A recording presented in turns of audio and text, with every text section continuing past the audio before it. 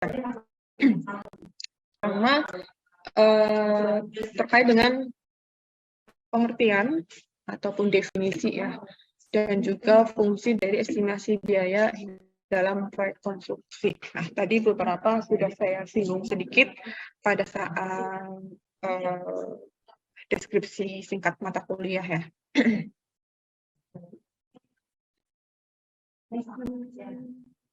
Nah, project cost management ini secara arti ataupun secara definisi ini meliputi berkaitan dengan proses perencanaan, proses biaya, proses budgeting, dan juga proses controlling untuk si biaya ini sendiri. Yang mana nantinya itu can be completed within the approved budget. Yang artinya dari proses perencanaan, proses estimasi, dan proses budgeting dan controlling tadi itu kita merencanakan di awal dan nanti diterima ataupun approve, disetujui terkait dengan budget yang akan kita rencanakan untuk sebuah ataupun membangun sebuah proyek konstruksi. Jadi kayak misalnya kan kalau saya ingatkan kembali ataupun saya singgung pada saat kita mau merencanakan sebuah proyek ataupun ingin membangun sebuah bangunan, kan bukan biasanya sih, diawali dengan kebutuhan. Butuhnya apa? Kayak misalnya tadi GKU 2 yang ada di depan gedung F, itu kan kenapa dibangun GKU 2 kan karena adanya suatu kebutuhan ruang kelas. Karena jumlah mahasiswa di di ITERA secara umum itu setiap tahun itu bertambah jumlah mahasiswanya. Yang artinya berarti ketika perkuliahan itu dilaksanakan secara luring ataupun secara offline, berarti butuh banyak kelas. Sedangkan selama ini kan perkuliahan hanya di GKU 1, kemudian di gedung E, gedung C, D, sama F gitu ya. Tidak sebanding gitu dengan rasionya antara jumlah mahasiswa dengan jumlah adanya kelas. Nah, makanya dibangunlah sebuah GKU 2 untuk memenuhi kebutuhan tersebut. Jadi ada suatu kebutuhan, butuh ruang kelas untuk menunjang perkuliahan dan lain sebagainya gitu. Nah, berarti kan dari situ kita merencanakan ketika mau bangun GKU, luas lahannya sekian gitu kan. Kita merencanakan dulu kira-kira biaya apa saja yang diperlukan. Apa saja pekerjaannya, nanti pakai metodenya apa, pakai precast gitu kan.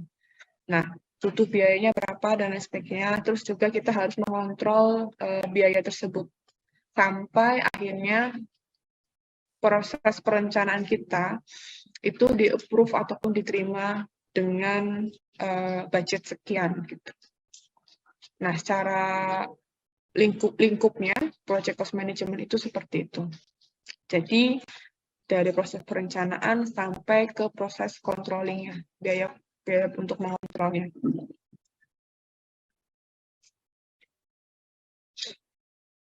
Ini sumbernya dari PMBOK ya, ada buku terkait dengan project management body of knowledge. Itu ada, kalau tadi kan saya sampaikan bahwa ada proses kebutuhan ataupun ada need, ataupun dia ada proses inisiasi. Nah, di dalam, kalau kita misalnya dibuat dalam sebuah grafik ataupun sebuah alur, dimulai dari proses inisiasi ataupun kebutuhan tadi. Kalau ini kan secara definisinya. Nah, kalau kita buat secara ininya seperti ini, jadi kita mulai dari inisiasi proses, kemudian ada proses planning, perencanaan, di sini merencanakan apapun ininya ya dari yang akan kita bangun tadi. Terus kemudian ada proses eksekusi. Eksekusi itu berarti pada saat proses pelaksanaannya. Jadi proses planning setelah approve, terus kemudian proses eksekusinya di lapangan. Nah, setelah itu selama proses eksekusinya ini pun ada namanya monitoring dan juga controlling prosesnya. Monitoring, mengawasi, dan juga proses controlling, pengendaliannya. Dari apa yang dimonitoring dan dikontrol? Dari biayanya. Kita kontrol, terus kemudian dari estimasi inputnya dan juga dari budgetnya. Nah, setelah melalui proses ini, kemudian proses terakhir adalah closing proses ataupun proses penutupan, ataupun menandakan bahwa proyek konstruksi itu dari segi planning yang tadi kita sudah rencanakan awal dan juga dari segi eksekusinya itu sudah terlaksana. Terakhir proses closing ataupun penutupan. Nah, ini dari sumber PMBOK. Nah, di dalam estimasi biaya itu tercantum ada beberapa proses dari input, tool and teknik, dan juga dari outputnya. Yang mana estimasi biaya itu terkait dengan proses penyusunan aproksimasi biaya sesuai dengan besaran satuan mata uang yang dibutuhkan untuk menyelesaikan aktivitas-aktivitas proyek. Satuan mata uang itu berarti bergantung dari misalnya ini di Indonesia ya, berarti kan berdasarkan berapa rupiah biaya yang dibutuhkan untuk melaksanakan proyek tersebut gitu. Jadi estimasi biaya ini bergantung ataupun berbeda-beda setiap daerah, setiap negara, dan lain sebagainya. Nah, proses input ini apa saja? Kalau misalnya tadi kan ada input, ada tool and teknik, dan juga ada output. Nah, proses input ini ada 6, kurang lebih ada 6 lingkupnya. Yang pertama berkaitan dengan scope baseline-nya. Lingkupnya apa? Terus kemudian dari project schedule-nya, dari penjadwalannya. Berarti ini pada saat proses perencanaan awal. Kan ketika kalian mau merencanakan sebuah proyek, kalian harus tahu dulu scope-nya apa sih, lingkupnya apa saja pekerjaannya, ataupun ini berkaitan dengan WBS, kalau misalnya di dalam manajemen proyek, terus juga time schedule-nya, kurva S, kalau misalnya kalian ya pasti udah nggak asing lagi ya, kurva S rencana, project schedule-nya, kira-kira misalnya ada pekerjaan persiapan, pekerjaan struktur, dan lain sebagainya, itu terlaksananya sampai berapa lama, berapa hari, berapa minggu durasinya, terus juga terkait dengan human resource-nya, proses merencanakan berapa jumlah tenaga pekerja yang dibutuhkan. Terus kemudian ada berkaitan dengan risk register-nya ataupun berkaitan dengan resikonya. Jadi ketika proses awal itu, proses perencanaan itu, kita pun juga perlu namanya analisis resiko ke depan itu kira-kira ataupun ada dampak dari suatu proyek konstruksi. Misalnya ya, kita ingin membangun suatu proyek konstruksi di permukiman padat penduduk gitu. Nah, pasti kan ada dampak yang diberikan. Entah paling minim pasti kebisingan, berkaitan dengan kebisingan, ataupun berkaitan dengan polusi. Itu pasti akan mempengaruhi. Kebisingan berkaitan dengan pada saat mungkin metode pelaksanaan yang digunakan, ataupun pada saat lalu lalang kendaraan membawa material, mengangkut material dari tempat ininya, tempat pengangkutannya ke lokasi proyek gitu. Itu kan pasti ada dampak yang diberikan. Entah itu jalan menjadi rusak ataupun apa. Nah, itu di saat proses penginputan kita pun harus memperhatikan tentang lingkungan sekitarnya. Lingkungan sekitar di lokasi proyek itu nanti memberikan dampak bagaimana. Atau misalnya mungkin itu proyek-proyek yang berkaitan dengan minyak gas ataupun apa gitu. Itu kan pasti ada dampak-dampak yang diterima oleh lingkungan sekitar. Itu kita harus perhatikan. Ataupun biasanya berkaitan dengan SHE ya. Terus kemudian yang keenam ada organisasional proses asetnya. Nah, ini berkaitan dengan aset organisasi asetnya. Ini adalah di input. Nah, kemudian di tahapan berikutnya, di tools and teknik ini berkaitan dengan, ada 9 poin, berkaitan dengan expert judgment. Expert judgment itu berarti lebih ke ahli. Kayak misalnya, kan ada namanya konsultan perencana, ataupun pengawas, ataupun ahli-ahli yang memang berpengaruh, ataupun kita butuhkan di dalam sebuah proses proyek konstruksi tersebut. Kita membutuhkan expert tertentu untuk membantu kita dalam proses perencanaan dan lain sebagainya gitu. Terus yang kedua ada estimating, ada parametrik, dan juga ada bottom up. Nah, untuk analog, parametrik, sama bottom up, nanti di slide berikutnya akan ada pembahasan lebih lanjutnya. Terus ada 3-point estimate, ada reserve analysis, ada cost of quality. Cost of quality berarti berkaitan dengan mutu, kualitas, mutu, biaya yang dibutuhkan. Terus juga ada project management estimating software. Nah, kalau ini berkaitan dengan software-software yang memang dibutuhkan dalam prosesnya nanti. Proses pada saat perencanaan maupun pada saat proses pelaksanaannya. Nah, ini tool and teknik. Terus yang ke-9 adalah vendor bid analisisnya. Yang kita butuhkan, vendor apapun itu ya. Nah, yang ketiga adalah output. Output atau pengeluarannya, ada activity cost estimate, kemudian activity cost estimate berarti ya aktivitas estimasi biaya konstruksinya ya. Terus kemudian ada basis estimate, dan juga ada project document update. Nah, project document update ini berarti dari yang kita tadi proses penginputan, kemudian ada tool and teknik, nah jadinya project document update. Berarti berkaitan berkas atau mendokumen proyek yang memang dibuat berdasarkan proses input tadi dan lain sebagainya. Jadi nanti ada dokumen proyeknya. Nah, ini adalah alur ataupun urutan ataupun tahapan untuk proses dari input, tool and teknik, dan juga outputnya. Nah, oke.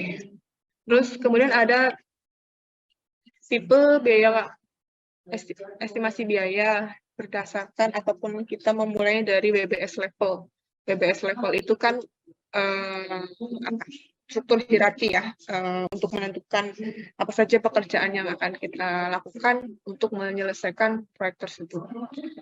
Ada level pertama, WBS level 1, yaitu tipe estimate-nya adalah preliminary cost estimate. Tadi di proses tool and teknik kan ada namanya parametrik tadi. Nah, ini di tool and teknik.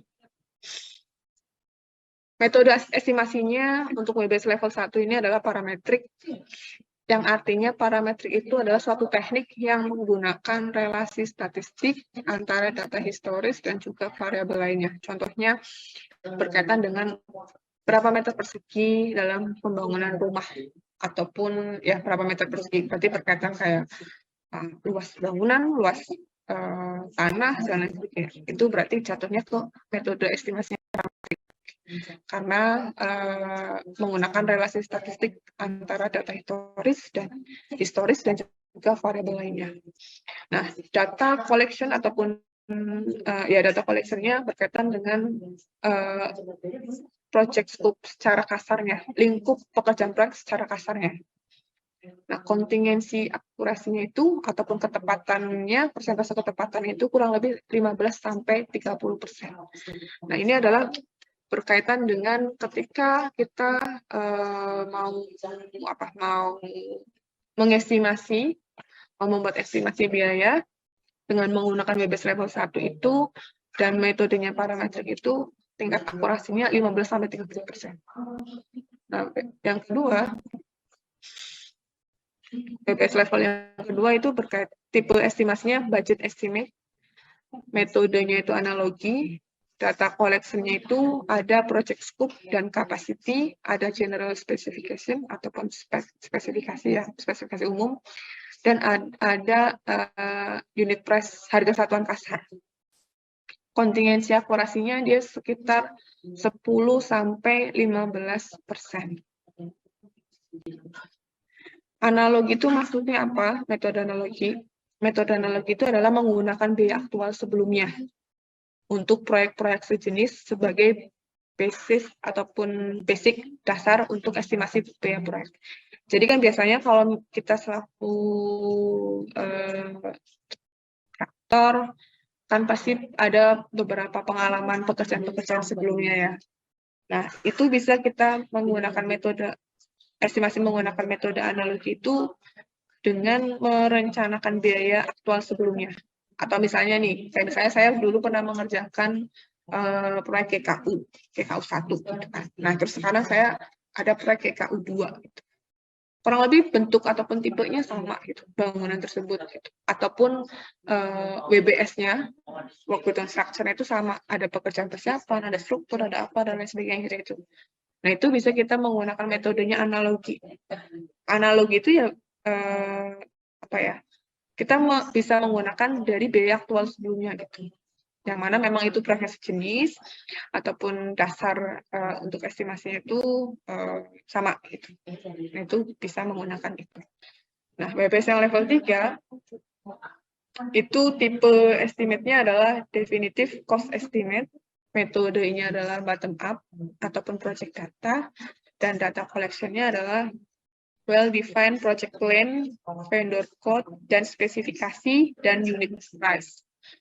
Nah, bottom up ini maksudnya adalah dengan cara menghitung estimasi biaya dari setiap work package-nya, ataupun dia bentuknya adalah apa sih? Apa tuh bahasanya tuh? Kelompok ataupun bukan satuan. Apa ya? Satu pekerjaan satu paket gitu, atau setiap aktivitas. Nah, kemudian dibuat rekapannya ke level yang lebih tinggi. Nah, kontingensi akurasinya untuk yang level 3 ini 5-10%. Nah, ini adalah tipe cost estimate start at BBS level. Ada 3 yang perlu kalian ketahui ataupun yang bisa kalian pahami. Nah, secara definisi, untuk estimasi biaya konstruksi ini, yaitu berkaitan dengan perhitungan besarnya biaya yang diperlukan dalam pelaksanaan bangunan konstruksi ataupun proyek yang berhubungan dengan biaya bahan, biaya upah, dan biaya-biaya lainnya. Dan di sini ada poin biaya-biaya lainnya. Nah, kira-kira kalau bahan jelas ya, bahan material jelas, upah juga jelas. Nah, biaya-biaya lainnya itu kira-kira apa saja yang termasuk dalam lingkup biaya-biaya lainnya? Apa kira-kira yang masuk ke dalam biaya-biaya lainnya, dan itu bisa kita anggarkan ataupun kita estimasi di awal di RAB. Kira-kira biaya apa saja sih di dalam suatu proyek konstruksi? Biaya apa? Izin menjawab. Biayanya itu kayak sewa alat, terus juga operasional, ATK dan lain-lainnya juga, kayak biaya tak langsung gitu. Ini siapa tadi yang bersuara? Fadila, Bu. Fadila. Biaya ATK, biaya operasional, biaya alat, sama sewa alat. Kayak tadi si Fadila menyampaikan ada biaya ATK, biaya alat, biaya operasional. Itu ada komponen biaya. Di slide berikutnya nanti ada pembahasan tentang biaya-biaya lain itu apa. Ada biaya langsung sama biaya tak langsung. Nanti di slide berikutnya ada pembahasan tentang itu. Oke. Jadi secara nggak langsung definisi dari estimasi biaya itu berkaitan dengan biaya-biaya yang diperlukan dalam proses pelaksanaan proyek konstruksi ya, dari bahan, upah, dan juga ada biaya-biaya lainnya yang perlu kita pertimbangkan ataupun perlu kita masukkan ke dalam rencana anggaran biaya yang kita ajukan. Nah, estimasi dalam arti luas pada hakikatnya adalah upaya untuk menilai ataupun memperkirakan suatu nilai melalui analisis perhitungan dan juga berlandaskan pada pengalaman. Nah, selain kita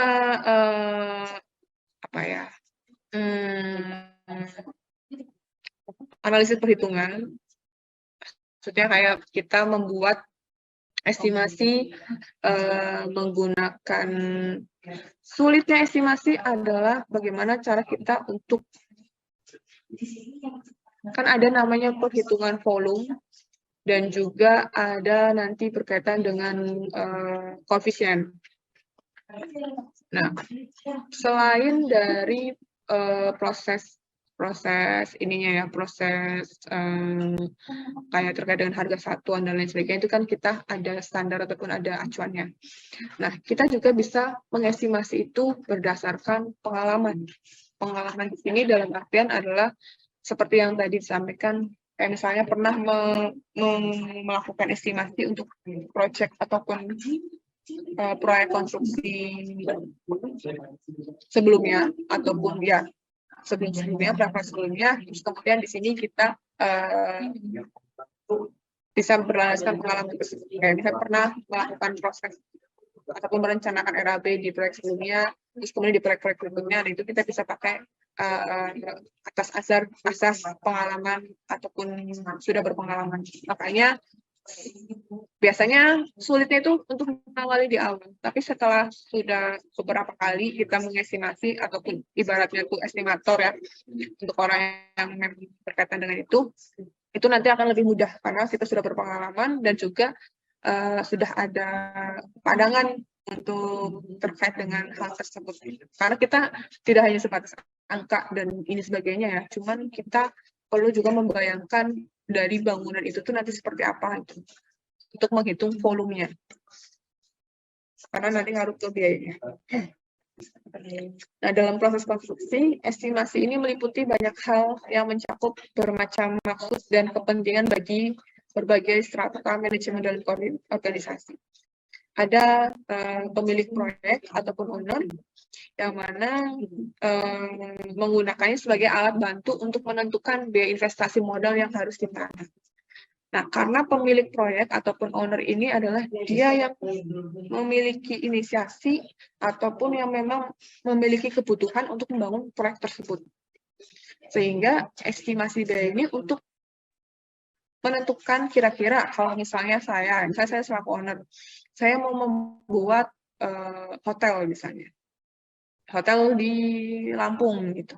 Saya membangun hotel di Lampung karena di Tera misalnya tepatnya, karena di Tera itu tidak ada hotel. Jadi saya ingin membangun. Dan saya pengen tahu kira-kira saya membangun hotel itu tuh butuh biaya berapa sih? Ataupun saya modalnya butuh berapa rupiah. Nah, jadi estimasi ini bagi si pemilik ataupun bagi owner adalah untuk membantu saya menentukan berapa biaya investasi modal yang harus ditanam. Atau kita sambungannya nanti ke ekotek, ekonomi teknik, ketika saya menginvestasi sekian rupiah untuk membangun hotel, kira-kira saya bisa balik modalnya itu berapa lama kurun waktunya untuk saya itu balik modal, ataupun dimulai tahun keberapa saya itu bisa mendapatkan keuntungan setiap tahunnya. Nah, jadi bagi pemilik proyek itu untuk membantu menentukan berapa modal yang dibutuhkan ataupun biaya investasi modal yang harus ditanam di dalam proyek tersebut. Nah, sedangkan bagi konsultan itu untuk menggunakannya sebagai alat bantu untuk menetapkan kelayakan rancangan. Jadi untuk sama-sama untuk proses membantu juga, tapi ini berkaitan dengan kelayakan rancangan. Dan bagi kontraktor selaku pelaksana itu memakai estimasi untuk menyusun harga penawaran pada proses pelelangan. Nah, karena kan ketika misalnya tadi saya mau membangun hotel, terus kemudian sudah direncanakan, ternyata biayanya sekian-sekian oleh konsultan perencana, kemudian dilakukan pelelangan, proses pelelangan untuk mendapatkan siapa kontraktor yang akan melaksanakan pekerjaan pelaksanaan hotel tadi, proyek hotel tadi. Nah, estimasi ini bagi kontraktor untuk menyusun harga penawaran. Kira-kira mau memberikan harga penawaran berapa nih pada saat proses pelelangan tadi. Jadi ada tiga pihak ya, pemilik, konsultan, sama kontraktor dengan masing-masingnya estimasi bagi mereka itu berbeda. Nah, estimasi biaya dalam proses konstruksi ini pada umumnya ditujukan untuk memperkirakan nilai pembiayaan suatu proyek itu bukannya biaya tepat ataupun actual cost yang harus dibelanjakan. Nah, namanya aja kan estimasi. Estimasi itu kan berarti perkiraan. Prakira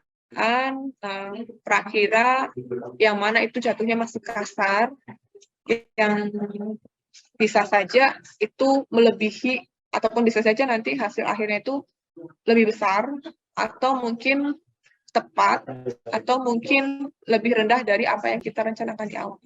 Jadi namanya estimasi, masih perkirakan, memperkirakan kira-kira biayanya berapa untuk proyek tersebut. Nah, secara umum estimasi itu dapat dibagi dalam 4 jenis estimasi, yaitu estimasi kasar bagi pemilik, estimasi pendahuluan oleh konsultan perencana, estimasi detail oleh kontraktor, dan biaya sesungguhnya setelah proyek itu selesai. Nah, estimasi kasar oleh pemilik ini dibutuhkan oleh pemilik untuk memutuskan akan melaksanakan ide membangun proyeknya itu atau tidak. Biasanya dalam hal ini pemilik dibantu dengan namanya studi kelayakan ataupun feasibility study. Jadi kayak misalnya tadi saya mau membangun hotel gitu ya. Nah, estimasi kasar kan dilakukan estimasi oleh dibantu oleh konsultan perencanaan dan lain sebagainya. Kemudian kita juga pada saat proses studi kelayakan tahapan dalam manajemen. Tahapan dalam proyek konstruksi itu ada tahapan studi kelayakan ataupun feasibility study. Nah, di saat tahapan tersebut kita ngecek ataupun melihat kira-kira proyek hotel yang tadi saya inginkan ataupun saya ingin membuat hotel di sekitaran ITERA tadi itu layak nggak sih, sesuai nggak, ataupun nantinya ada keuntungan yang akan saya dapatkan nggak? Karena kalau misalnya kita berbicara mau investasi modal sekian, kan harapannya adalah ada keuntungan yang akan didapatkannya, entah itu 10 tahun kemudian kita baru mendapatkan keuntungan ataupun lain sebagainya gitu.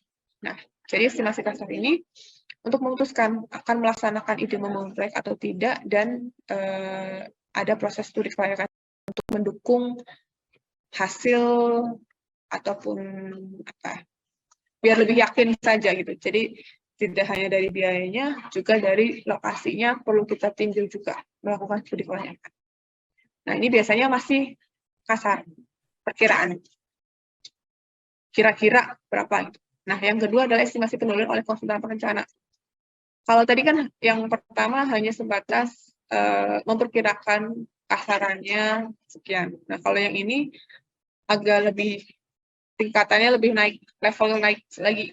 Yaitu setelah desain itu selesai dibuat, kayak misalnya tadi hotel, saya maunya 10 lantai misalnya, desainnya sekian, luas lahannya sekian, dan lain sebagainya gitu kan. Nah, setelah dibuat desainnya, kemudian kita estimasi kira-kira biaya yang dibutuhkan itu berapa. Jadi estimasi ini tuh lebih teliti daripada estimasi yang tadi. Karena ada gambar dan ada RKS lengkap, ada desainnya lengkap. Nanti kan bisa kita hitung volume dan lain sebagainya gitu. Nah, yang ketiga ada estimasi detail oleh kontraktor. Nah, kalau ini estimasi detail ini yang buat adalah kontraktor. Jadi setelah melihat desainnya, desain gambar hotelnya tadi misalnya yang dibuat oleh konsultan perencana, estimasi dibuat lebih terperinci dan teliti karena sudah memperhitungkan segala kemungkinan, misalnya dari segi lokasinya, medannya, gitu ya. Medannya itu kan berarti proses lokasinya ada di mana nih, gitu. Mudah dijangkau tidak, misalnya untuk pengangkutan material dan lain sebagainya, gitu. Terus mempertimbangkan juga metode pelaksananya, kira-kira pakai metode pelaksanaan apa? Karena metode pelaksanaan pun juga nanti akan berpengaruh dari segi biayanya. Dan juga mempunyai stok bahan-bahan tertentu dan sebagainya. Nah, itu estimasi detail oleh kontraktor. Dan yang keempat, ada biaya sesungguhnya setelah proyek itu selesai. Nah, bagi pemilik ataupun bagi owner, sebetulnya fixed price ini yang tercantum di dalam kontrak adalah yang terakhir, kecuali dalam pelaksanaan terjadi pekerjaan tambah dan kurang. Nah, sedangkan bagi kontraktor, nilai tersebut adalah penerimaan yang fix, sedangkan pengeluaran sesungguhnya itu segala yang dikeluarkan untuk menyelesaikan proyek tersebut. Besarnya real cost tersebut hanya diketahui oleh kontraktor sendiri. Jadi ada fixed price, ada real cost juga. Nah, real cost ini atau hanya kontraktor. Karena kalau misalnya berapa? 10 miliar gitu. Realnya itu 10 miliar. Nah, bisa aja kontraktor ini mengambil keuntungan dan lain sebagainya gitu. Jadi fixed price yang ada di kontrak itu tuh bisa saja berbeda dengan risiko, dengan biaya setidaknya di lapangan, karena hanya kontraktor sendiri bisa lebih naik ataupun bisa lebih turun. Kalau lebih turun berarti kontraktor mengalami kerugian untuk menyelesaikan proyek tersebut. Oke. Nah, ketika kita melakukan estimasi, kita memerlukan data ataupun memerlukan dokumen ataupun ya data-data yang dibutuhkan. Yang pertama adalah berkaitan dengan gambar rencana.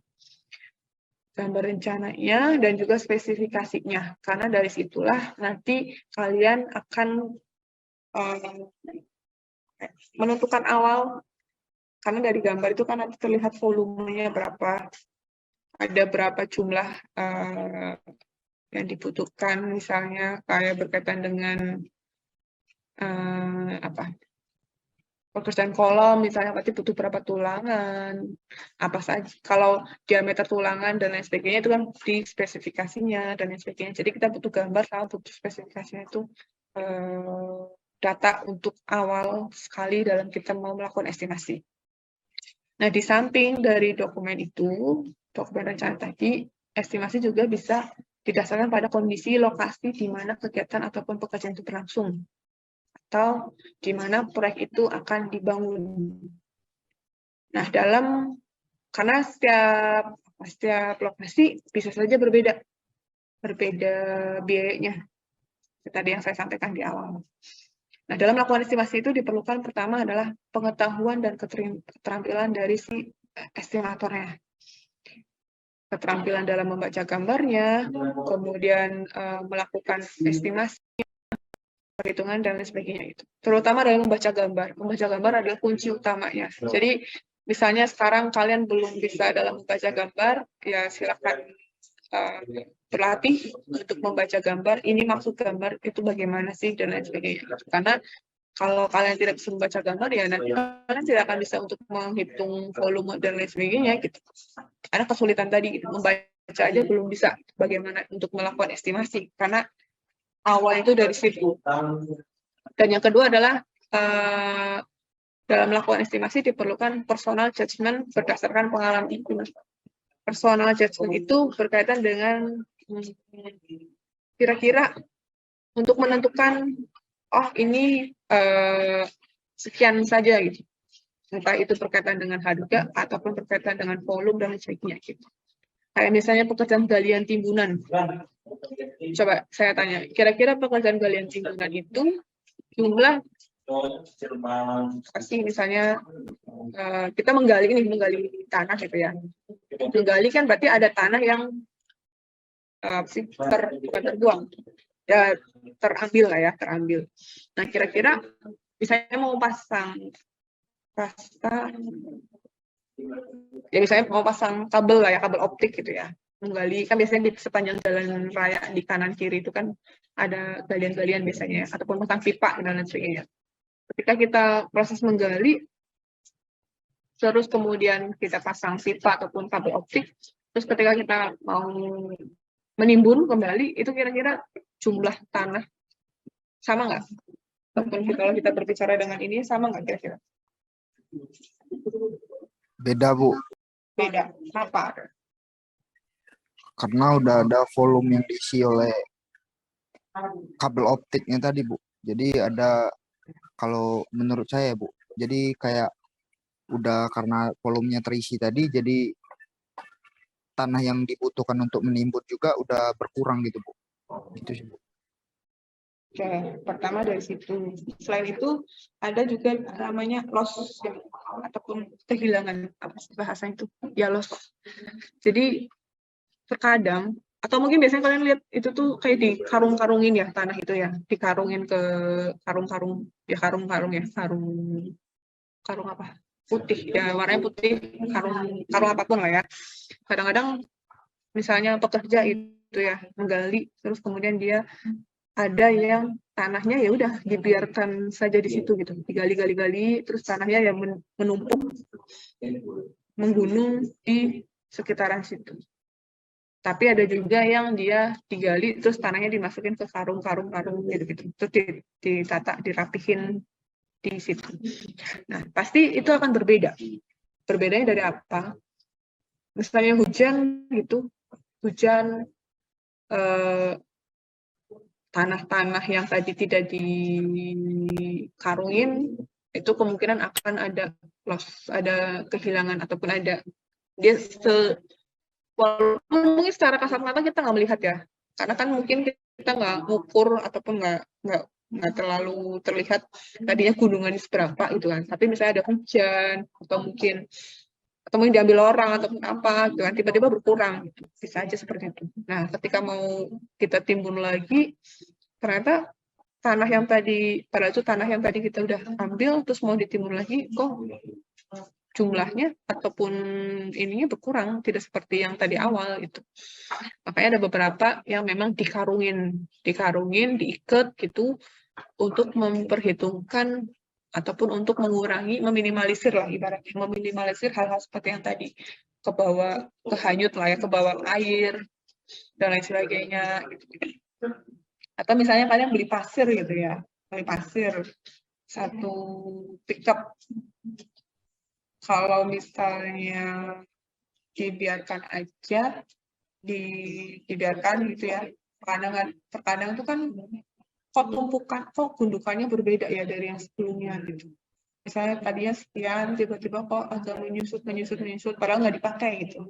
Itu bisa saja memang dari yang tadi ada kehilangan dari misalnya ke bawah air, ataupun diambil orang gitu ya. Ada tetangga yang ambil satu ember, sehari satu ember, kan nggak kerasa ya. Kalian nggak kerasa berkurang gitu, ataupun kerikil gitu sama. Nah, jadi hal-hal yang sebenarnya itu bisa dikatakan tidak pernah kita bayangkan sebelumnya, tapi karena kita pernah berpengalaman ataupun pernah mengalami kejadian ataupun melihat secara langsung, akhirnya oh iya ya pasti nanti akan itu tadi saya contoh galian timbunan itu hanya contoh kecil saja, yang lain-lainnya pasti ada beberapa pekerjaan yang secara nalar itu tuh kita nggak kebayang ke arah situ, tapi ketika sudah pernah melakukan pekerjaan tersebut ataupun sudah mengalami secara langsung, ternyata oh iya juga ya gitu kan. Nah itu pun ketika kita seorang estimator itu berpengalaman ataupun pernah mengalami hal serupa itu tadi, nanti nilai ataupun perhitungannya itu memperhitungkan dengan hal tersebut gitu. Jadi tidak ibaratnya tidak kaku ataupun tidak saklek angka segitu gitu, tapi ada mempertimbangkan hal-hal di luar tadi itu. Itu contohnya. Oke. Nah, ini ada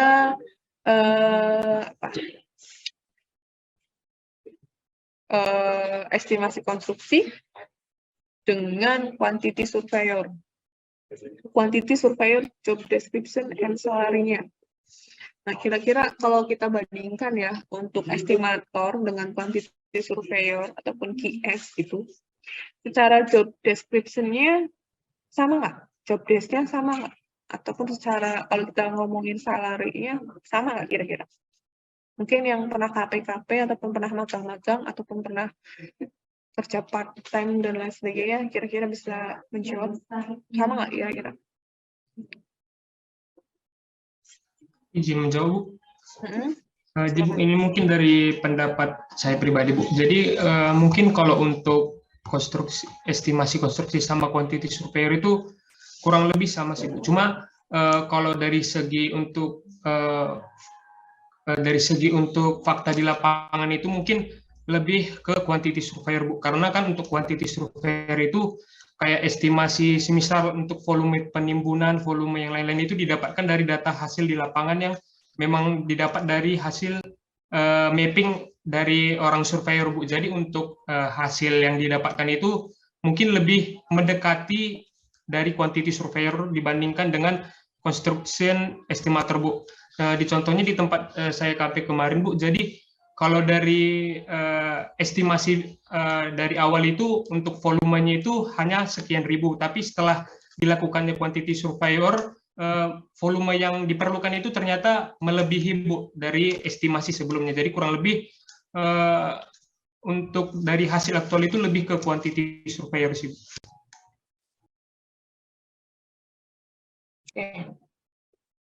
Oke, terima kasih Esra. Yang lainnya mungkin?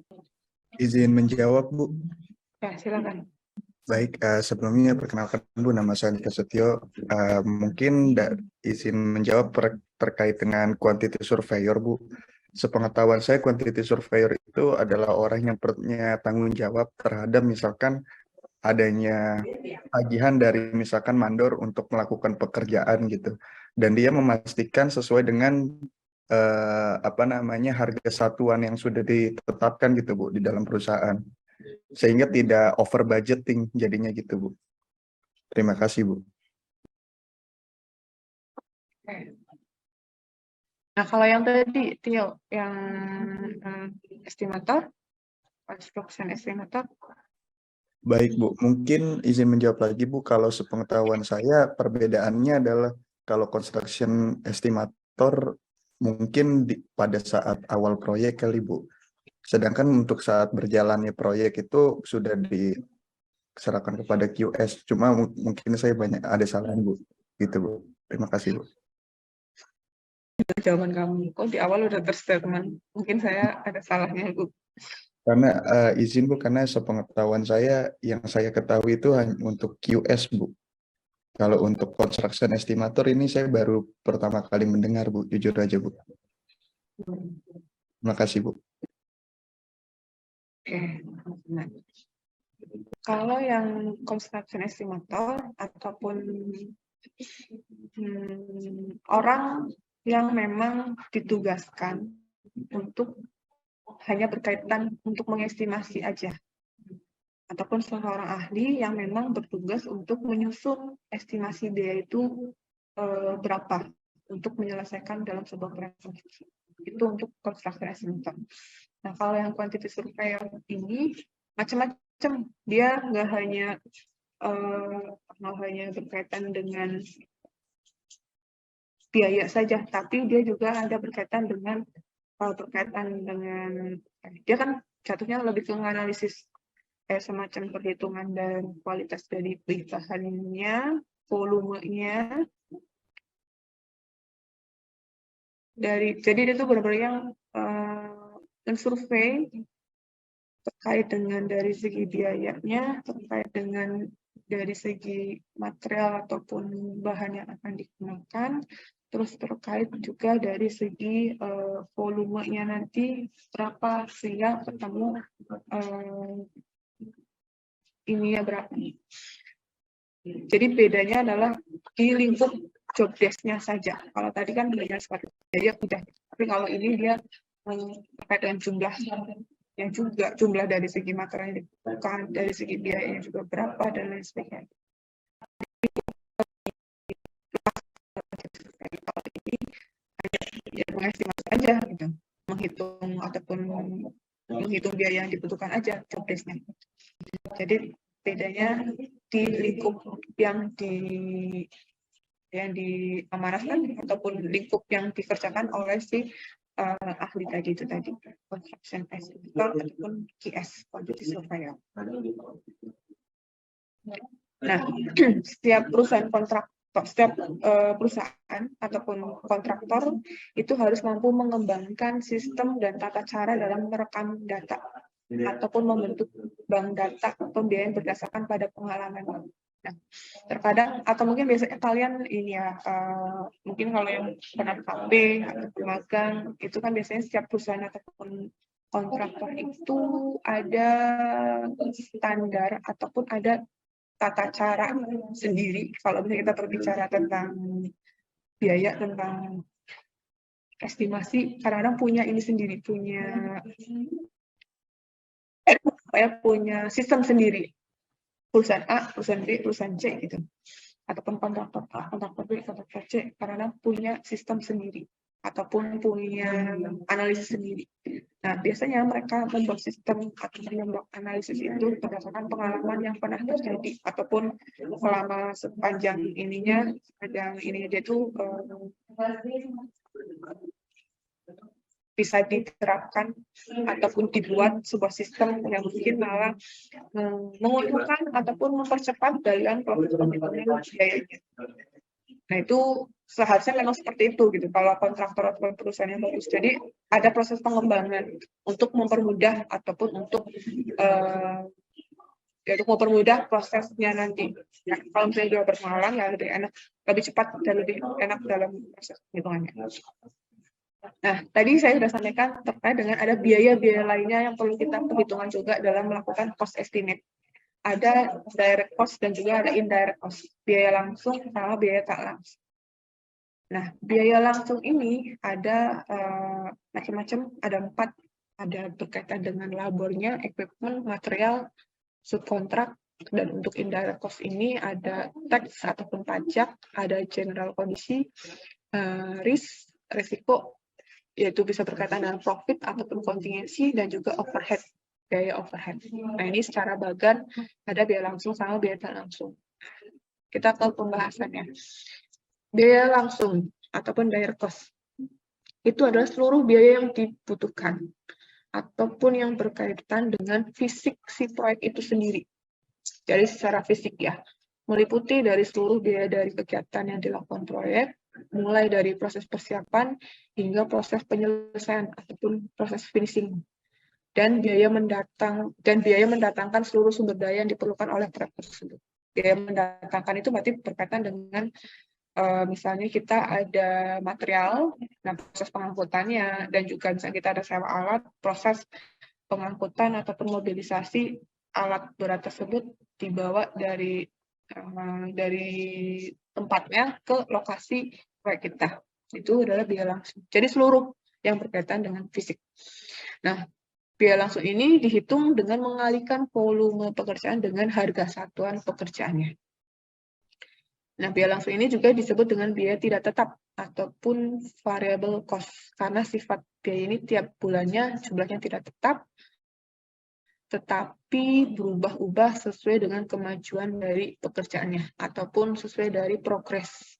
Yang mana kalau kita mau melihat progres pekerjaan itu kan kita lihatnya dari schedule-nya ya, dari kurvanya ya. Sudah berapa persen progresnya dan lain sebagainya gitu. Ini untuk biaya langsung.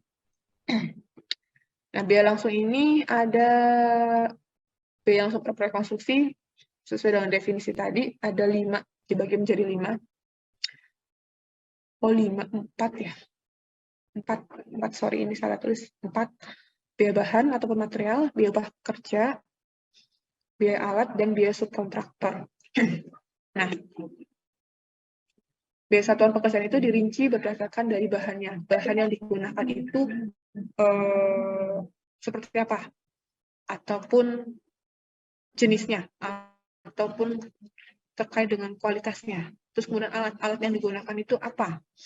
Eskavator kah? Tower crane kah? Untuk apa? Dan pekerja yang terlibat untuk pekerjaan tersebut. Jumlah pekerjanya, tukang kah? Mandor kah? Berapa jumlahnya? Nah, itu nanti diperinci lagi, ataupun itu akan memberikan efek berapa biaya yang harus dibutuhkan.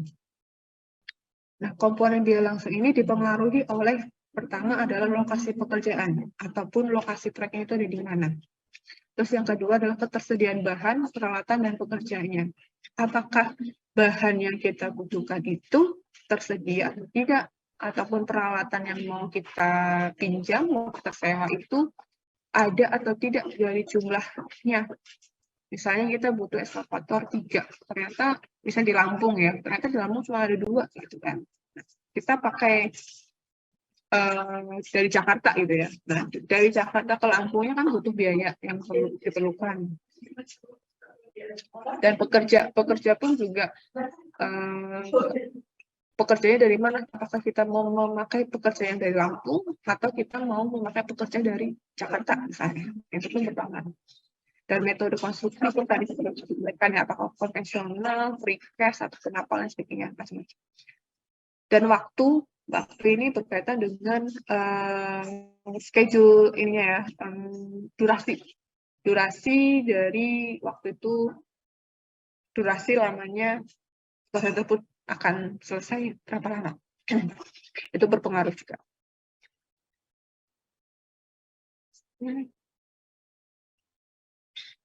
Oke. Ini ada grafik, ada berkaitan dengan waktu, dan ada biaya. Nah, kira-kira ada yang bisa menjelaskan grafik ini? Kalau kalian masih ingat, ini tuh ada di Menpro ya dulu itu. Kalau sudah mengambil Menpro, pasti ingat grafik ini. Coba ada yang bisa menjelaskan grafik hubungan antara biaya dengan waktu Izin menjawab, Bu. Ya, silakan. Untuk biaya yang ideal itu kan WI. Nah, kalau misalnya waktunya dipercepat, berarti untuk biayanya ini bertambah. Kenapa bertambah? Karena kan kalau waktunya dipercepat, berarti kan ada penambahan di sewa alat ataupun penambahan di pekerja. Berarti biayanya ini bertambah dong untuk sewa alat dan pekerjanya tersebut. Nah, untuk yang W2, ini kan waktunya semakin lama. Untuk biayanya di bawah dari B1, berarti kan untuk W2 ini waktunya diperlambat, namun biayanya juga bertambah. Namun dia juga lebih lama lebih tinggi biayanya dari waktu maksud saya biayanya itu lebih tinggi dari biaya yang di waktu ideal. Yang B ini kan biaya yang ideal kan. B2 ini biaya yang lebih tinggi namun waktunya lebih lama. Kenapa? Karena kalau waktu lebih lama berarti juga dia biaya tidak langsungnya itu bertambah, kayak biaya pajaknya, terus juga biaya operasionalnya, ataupun kayak biaya listrik dan segala macamnya itu. Jadi semakin lama waktunya juga, tapi biayanya itu tetap lebih tinggi ya karena biaya tidak langsungnya itu meningkat. Nah, untuk yang W1 kan waktu lebih cepat berarti biaya langsungnya yang lebih meningkat, kayak biaya upah pekerja dan material sewa materialnya itu. Terima kasih, Bu. Sewa alat, bukan sewa material. Gimana cara material itu disewa? Iya, Bu. Sewa alat, Bu, maksud saya. Kalau material disewa, pasir disewa, cara mengembalikannya gimana itu? Oke, ya di sini kan ada biaya sama ada waktu. Disimulasikan ada dua skenario ya. Skenario B1 dan B1 dan B2 dan B2.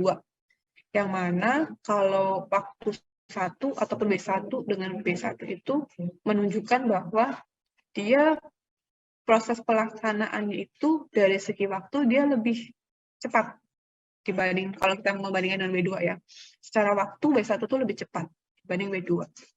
Secara biaya dia lebih tinggi dari B2. Jadi dia memang kalau kita berbicara dengan rekonstruksi, dia melaksanakan rekonstruksi dia lebih cepat, lebih singkat, tapi membutuhkan biaya lebih tinggi.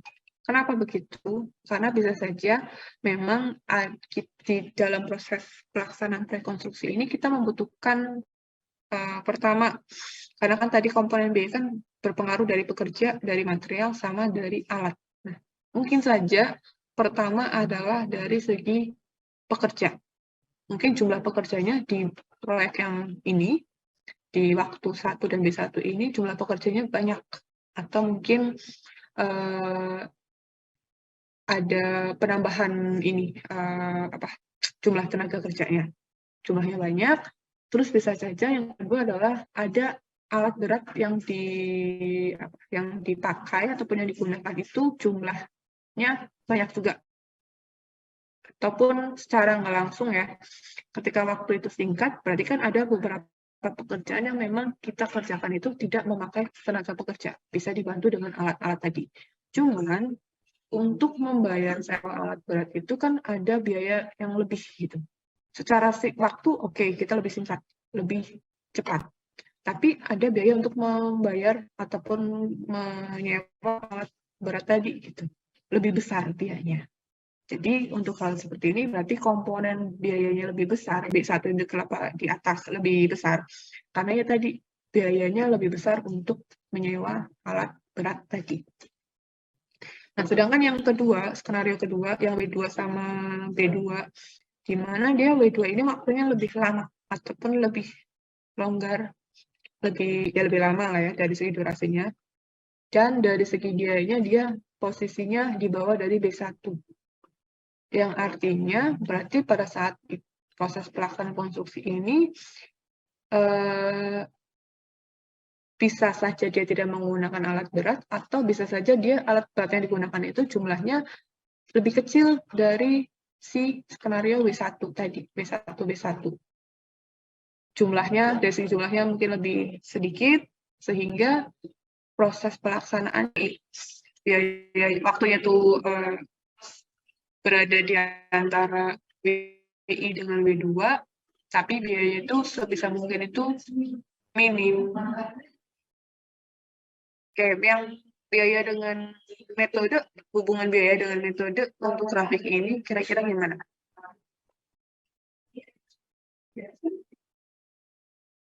Sebenarnya sama halnya dengan yang kayak tadi, dengan yang hubungan biaya dengan waktu.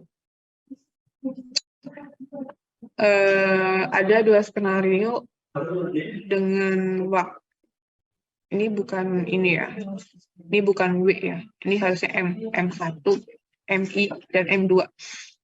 Nah, untuk yang hubungan metode dengan biaya ini, ada skenario pertama adalah dia menggunakan metode 1, kemudian biayanya segini, ataupun tinggi. Dan yang kedua adalah metode 2, dengan biayanya segini. Ataupun dia lebih dari segi waktu, dari segi metode, ataupun dari benar sih ini ya, waktu ini benar.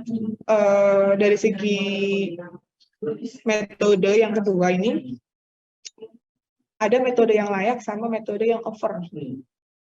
Ataupun kita berkaitannya metode yang digunakan pada saat proses proyek konstruksi ini, di skenario pertama ini dia kurang layak ataupun kurang tepat. Kurang tepat dalam artian disesuaikan dari si proyek konstruksinya. Mungkin di proyek konstruksi tersebut sebenarnya tidak perlu juga itu, ataupun tidak tepat menggunakan metode pelaksananya itu. Jadi ibaratnya menyebabkan biaya yang dibutuhkan itu tinggi. Nah, untuk yang kedua, itu metode yang digunakan adalah over ataupun berlebihan ataupun terlalu banyak. Ada beberapa metode yang digunakan misalnya. Yang sebenarnya itu pun tidak real dengan ataupun tidak sesuai dengan yang di prekonstruksinya. Sehingga dari segi biayanya sekian, tapi dari segi waktunya dia membutuhkan waktu yang lama. Nah, yang ideal tuh posisinya berada di tengah ini, yang titik putus-putus, garis putus-putus, yang mana dari segi biayanya itu lebih rendah, tapi dari segi metode yang digunakan adalah yang tepat, sesuai dengan kondisi ataupun sesuai dengan proyek yang akan ataupun yang sedang dilaksanakan tersebut. Ini hubungan antara metode dengan biaya.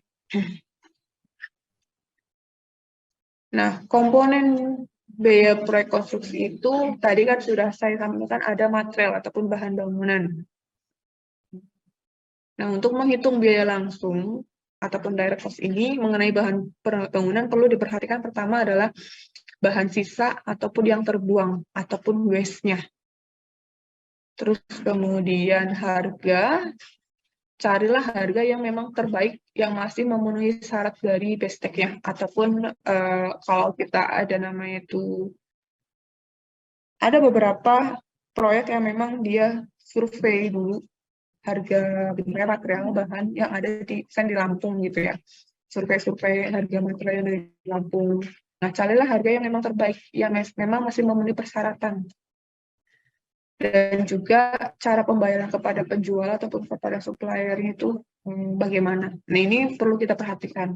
Dari bahan sisa, harganya, cari harga yang terbaik, terus kemudian cara pembayarannya seperti apa kepada penjual. Ini pun perlu kita perhatikan.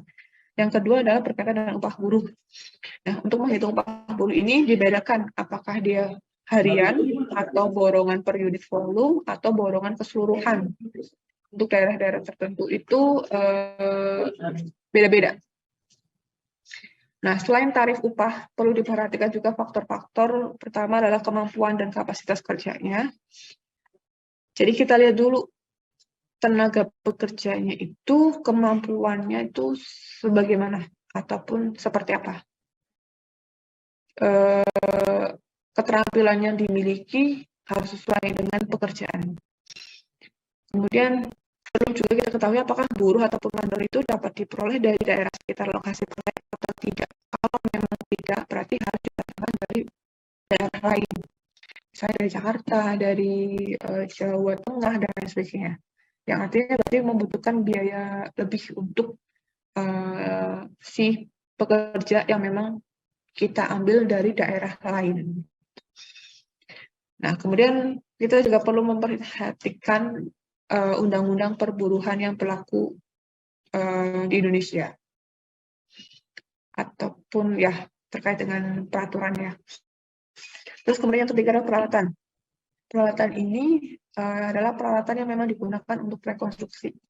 Yang perlu kita sewa ataupun perlu kita pinjam.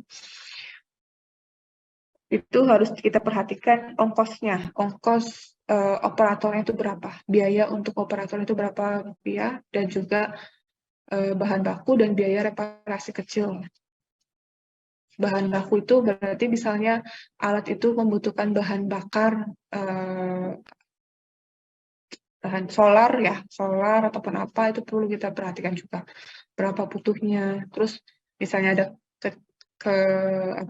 kerusakan kecil-kecil dan sebagainya, itu kita juga perlu perhatikan kira-kira biayanya berapa kalau misalnya ada alat yang rusak dan sebagainya. Ataupun ini ya bahan baku oli untuk pelumas dan sebagainya pun juga kita perhatikan juga.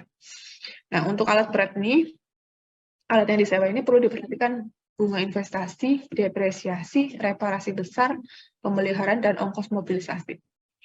Nah, ini nyangkutnya ke ekonomi teknik. Kalau berkaitan dengan kan ada, ataupun kalau di sini kan dia hanya sebatas direksi kit ya, ataupun memang karena lokasi di sini, jadi dia ada kantornya. Cuman biaya overhead ini adalah bukan biaya overhead yang di sini, tapi meliputi overhead yang di kantor pusat ataupun kantor cabangnya. Biaya di kantor pusat ataupun cabangnya, bukan overhead kantor flag.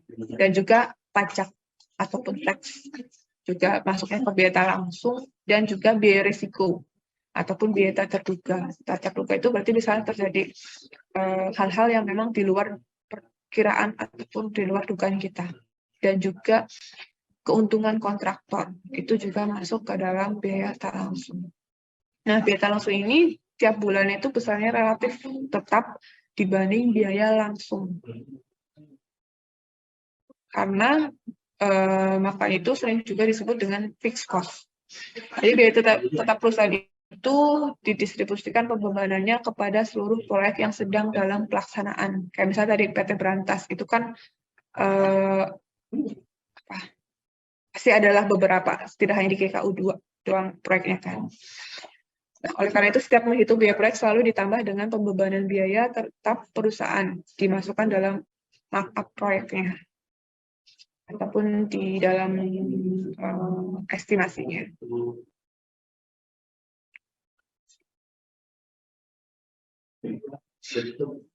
Nah, biaya overhead ataupun ya biaya overhead dapat digolongkan menjadi jenis biaya sebagai berikut, yaitu overhead proyek, overhead kantor, dan juga keuntungan. Kalau overhead proyek ini berarti berkaitan dengan biaya overhead yang memang ada di proyek tersebut, seperti biaya personil ataupun tenaga di lapangan, fasilitas, misalnya gudang untuk penyimpanan material, kantor ataupun direksi kit, proses penerangan lampu gitu ya, misalnya pada saat pengacoran malam-malam dan lain sebagainya. Terus pagar keliling untuk pembatas proyek, terus ada biaya komunikasi, transportasi dan sebagainya. Itu maksudnya proyek. Ada bunga bank garansi, bunga bank, izin pembangunan, IMB, pajak dan sebagainya, peralatan kecil yang umumnya habis terpakai atau habis terbuang setelah proyek itu selesai, yang artinya itu peralatan yang memang tidak bisa digunakan untuk kedua dan seterusnya gitu. Terus ada juga foto dan gambar jadi as-built drawing apabila diminta, memang terus kontrol kualitas, dikontrol seperti tes kubus beton, baja, sondir dan sebagainya, rapat-rapat di lapangan, biaya-biaya pengukuran dan lain-lain, itu biaya overhead yang ada di proyek. Nah, kalau di kantor itu untuk menjalankan suatu usahanya, termasuk ada biaya sewa kantornya, fasilitasnya, honor pegawai kantor, dan izin-izin usaha, dan sebagainya. Kalau keuntungan itu semua jenis biaya di atas. Tanpa keuntungan adalah biaya yang mau tidak mau harus dikeluarkan oleh kita. Jadi setidaknya tidak dapat dikurangi, maka satu-satunya biaya yang dapat kita tambah ataupun dikurangi adalah keuntungan. Jadi akhirnya keuntungan kita kecil karena tadi kaitan dengan karena dengan sangat terpaksa gitu ya. Oke, menghitung volume pekerjaan. Untuk biaya langsung ataupun direct cost ini didapat dengan mengalihkan volume ataupun kuantitas suatu pos pekerjaan dengan harga satuan pekerjaan tersebut. Nah, harga satuan pekerjaan tersebut terdiri dari harga bahan, upah, dan biaya perawatannya. Nah, untuk menghitung harga satuan ini ada pakai analisa BOW, ada cara SNI, cara dari Bina Marga, modern, gabungan, dan pengalaman. Nah, setiap masing-masing ini ada koefisiennya, dan upahnya itu, kalau yang gabungan dan pengalaman itu upahnya berdasarkan man hour ataupun